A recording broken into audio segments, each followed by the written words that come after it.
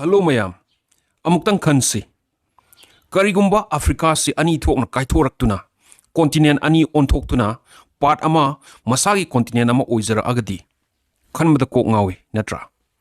Adubu prithibigi laimai gi makhada yam luna yamna sakti leiba force amana Africa bu ani thoknaba kanna chingkhaina duna leiri.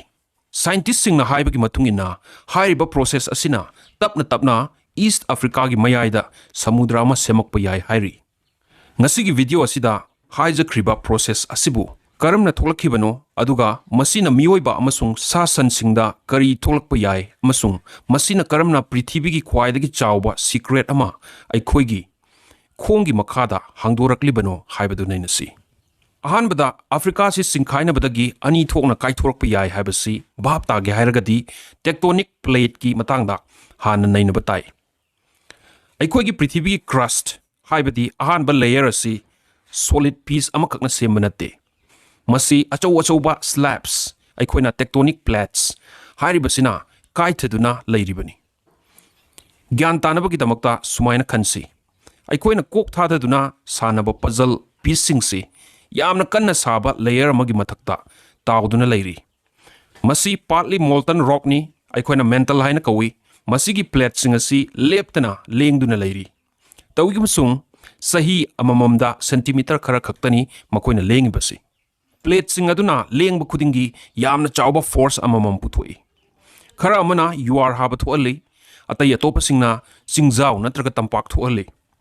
Asum tawna hauzik East Africa da yamna shakti leiba process ama thui. Process asina kanmanbana maram oiduna mafam adu singkhaina re. Yengbiu masimayam East African Rift ni Prithibi gi ahanba layer da yamna chawna laikrak thoalaklibasi.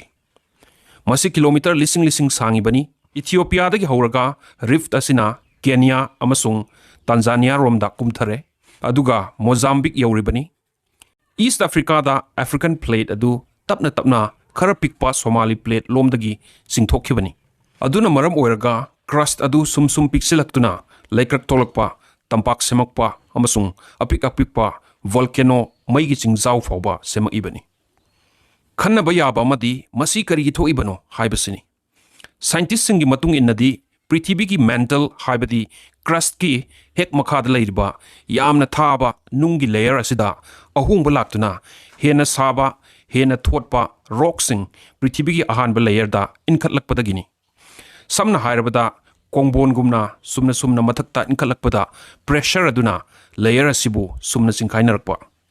Aduga masigi asaba aduna sumna hengalaktuna laimaya asibu singkhainarakpadagi laikrak sathalakpa amasung aikhoina uriba rift asibu thuhanbani.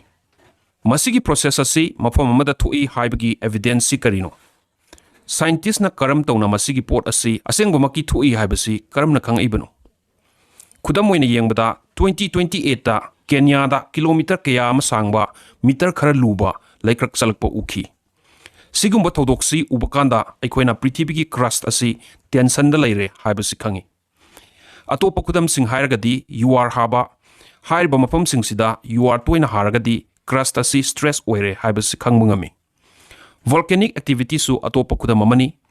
Hauzik hairiba rift asida maigi sing masa tholai. Khudam oina Mount Kilimanjaro amasung Mount Kenya se tectonic activity ka mari lainei haina khanai. Masi amarom da hairaga ticking geological clock amana aikhoida matam madu tabakanda Africa se tapna oiraga su soidana singkhaina duna ani thokrani haibasi ningsinghalibani. Okay, mathang sidi hairiba process asina future da kari thohalakpa yai haibadu Neinasi. Sigumba pot sigi oinadi future hairagadi sahi millions kaya ama lairagani ko. Scientists singna thazabagi matungina hauzik hairiba rift ase sum Oirakkani aduga Indian Ocean dagi mafamduda sing sensengani. Adugi matungda sahi millions manga dagina tara fogi matungdadi Somali gi plate adu atai Africa gi mafam atai dagi pura khaidokna khragani. Masina pura anauba continent ama anauba ocean basin amaga semkhrani. Oh, fare adu kaino.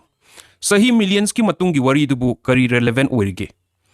Well, East African Rift asi aikhoina study tawbada tectonic forces amasung kamaina continent singse semak ibano haibado aikhoida tai.